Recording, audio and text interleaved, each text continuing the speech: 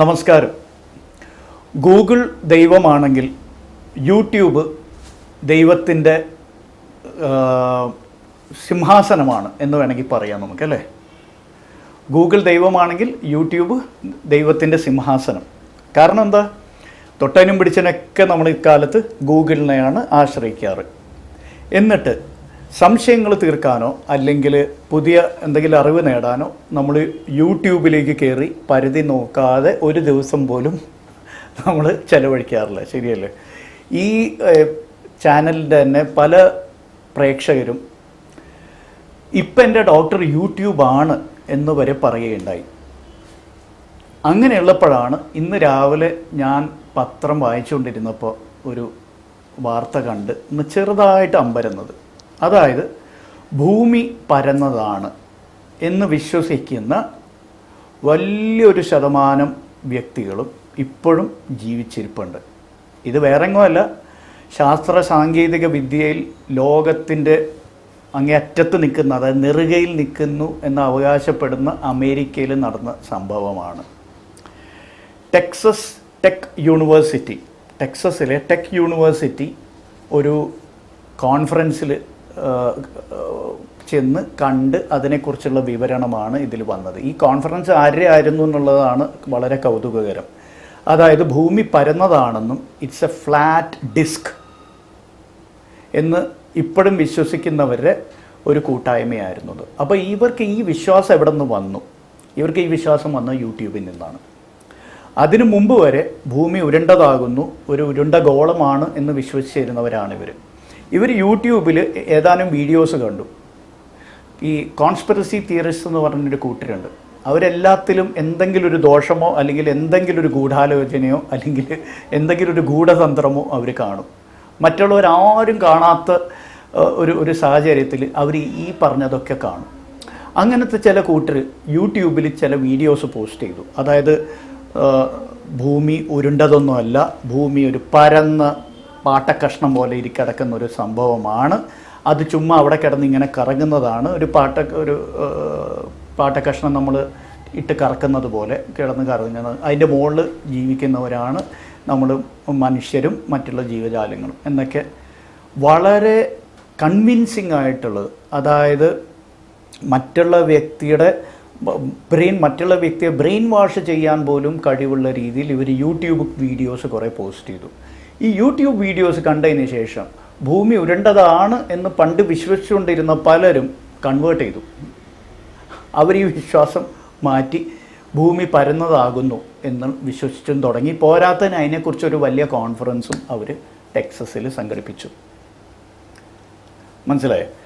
അപ്പോൾ എന്തിനാണ് ഈ പ്രമേഹ സംബന്ധമായ ഈ ചാനലിൻ്റെ വീഡിയോയിൽ ഇങ്ങനത്തെ ഒരു ബാലിശമായതോ അല്ലെങ്കിൽ വളരെ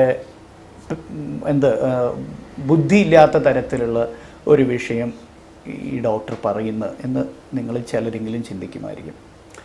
പ്രമേഹ രോഗ മേഖലയിലും പ്രമേഹ രോഗ ചികിത്സയിലും ഇത് തന്നെയല്ലേ സംഭവിച്ചുകൊണ്ടിരിക്കുന്നത്? യൂട്യൂബ് വേദവാക്യമാണെന്ന് വിശ്വസിക്കുന്ന ചിലരെങ്കിലും യൂട്യൂബിനെ കണ്ണുമടച്ച് വിശ്വസിക്കുകയല്ലേ ചെയ്യുന്നത്? യൂട്യൂബിനെ കണ്ണുമടച്ച് അതിൽ പറയുന്നതെല്ലാം ശരിയാണ്, അതിൽ പറയുന്നതെല്ലാം കൃത്യമാണ് എന്ന് വിശ്വസിച്ച് നടക്കുന്ന ഒരു കുറേ പേരില്ലേ? അപ്പോൾ സെൻസിബിൾ ലിവിങ്, ഇതിനെക്കുറിച്ചുള്ള അവയർനെസ്, ഈ രോഗത്തെക്കുറിച്ചുള്ള അവയർനെസ്, അങ്ങനത്തെ ലക്ഷ്യങ്ങളോടെയാണ് നമ്മളെല്ലാവരും ഈ പരിപാടി കാണേണ്ടത്.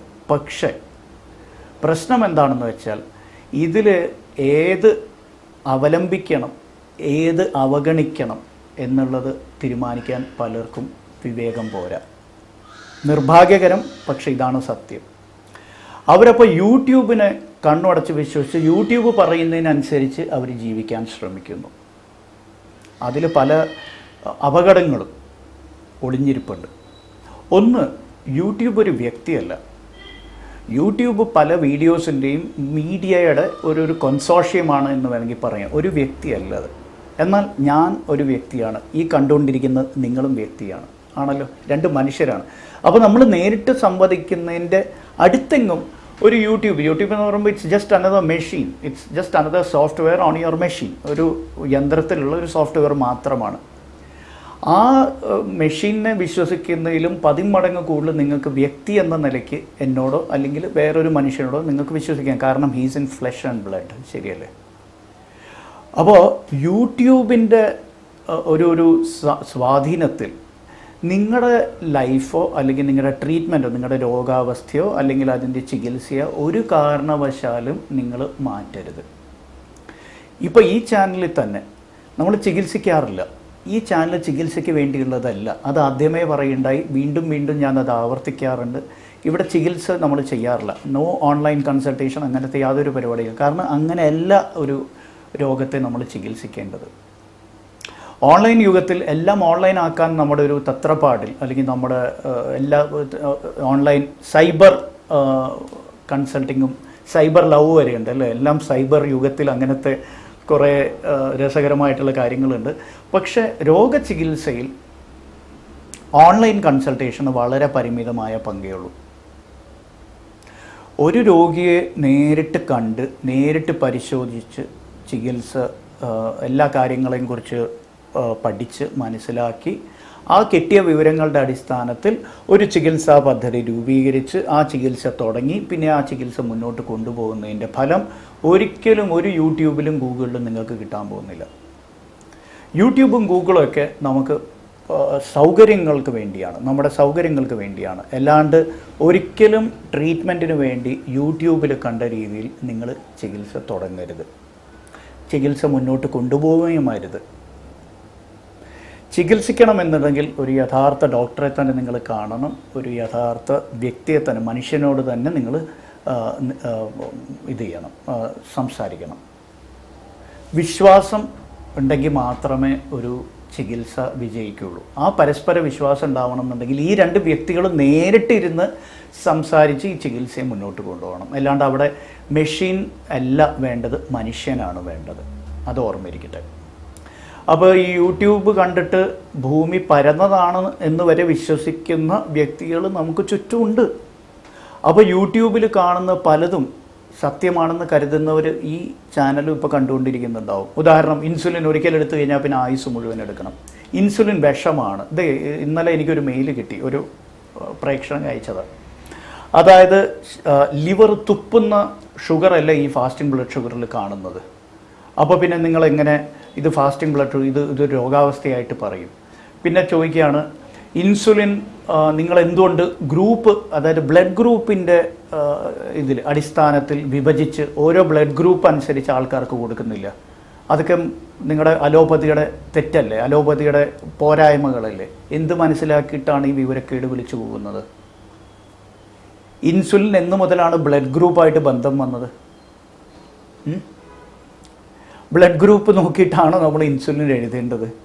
അപ്പോൾ അടിസ്ഥാന തത്വങ്ങൾ അറിയാതെ, അതായത് ശരീരശാസ്ത്രത്തിൻ്റെ, അത് ശരീരഘടനാശാസ്ത്രം ആയിക്കോട്ടെ, ശരീരത്തിൻ്റെ പ്രവർത്തന ശാസ്ത്രമായ ഫിസിയോളജി അതായിക്കോട്ടെ, അതിൻ്റെ അടിസ്ഥാന തത്വങ്ങൾ മനസ്സിലാക്കാതെ യൂട്യൂബ് മാത്രം കണ്ടിട്ട് എനിക്ക് ഇതിനെക്കുറിച്ച് എല്ലാം അറിയാം എന്നുള്ളൊരു ധാരണയിൽ ചിലരെങ്കിലും പെരുമാറുന്നുണ്ട്. അത് അപകടം, നിങ്ങൾക്ക് മാത്രമല്ല മറ്റുള്ളവർക്ക് അത് അപകടമാണ്. എനിക്കതാണ് പറയാൻ ആഗ്രഹം. അതിനാൽ യൂട്യൂബ് നിങ്ങൾ കാണണം, കൂടുതൽ ആൾക്കാർ കാണണം, കൂടുതൽ ഇതിനെക്കുറിച്ചുള്ള അറിവ് നിങ്ങൾക്ക് ഉണ്ടാവണം എന്ന് പറയുന്ന അതേ ശ്വാസത്തിൽ ഞാൻ ഒരു കാര്യം കൂടി പറഞ്ഞു നിർത്തട്ടെ. It should be done with lot of prudence. അതായത് നിങ്ങൾ ബുദ്ധിപൂർവ്വം മാത്രമേ യൂട്യൂബിനെ ഫോളോ ചെയ്യാവൂ. യൂട്യൂബിനെ ഒരു ഡോക്ടറുടെ സ്ഥാനത്ത് പിടിച്ചിരുത്താൻ പാടില്ല. യൂട്യൂബ് ഡോക്ടറല്ല. യൂട്യൂബിലൂടെ നിങ്ങൾ ട്രീറ്റ്മെൻറ്റും മുന്നോട്ട് കൊണ്ടുപോകരുത്. അതിന് നിങ്ങളുടെ യഥാർത്ഥ ഡോക്ടറോട് തന്നെ നിങ്ങൾ സംവദിക്കുക, സംസാരിക്കുക, എന്നിട്ട് ചികിത്സ ഏതാ വേണ്ടതെന്നുള്ള അങ്ങേരെ അഭിപ്രായത്തിനനുസരിച്ച് മുന്നോട്ട് കൊണ്ടുപോകുക. നന്ദി, നമസ്കാരം. നിങ്ങൾ ഈ കണ്ട വീഡിയോ നിങ്ങൾക്ക് ഇഷ്ടപ്പെട്ടെങ്കിൽ ദയവായി നിങ്ങളുടെ ബന്ധുക്കൾക്കും നിങ്ങളുടെ സുഹൃത്തുക്കൾക്കും ഇത് കൈമാറുക. അവരുമായിട്ട് ഇത് ഷെയർ ചെയ്യുക. ഇതിന് സബ്സ്ക്രൈബ് ചെയ്യാൻ അവരെ പ്രേരിപ്പിക്കുക. കൂടെ ഇതിൻ്റെ കൂടെ കാണുന്ന ആ ബെൽ ഐക്കൺ ഒന്ന് ക്ലിക്ക് ചെയ്യാനും പറയുക. വളരെ നന്ദിയുണ്ട്. നമസ്കാരം.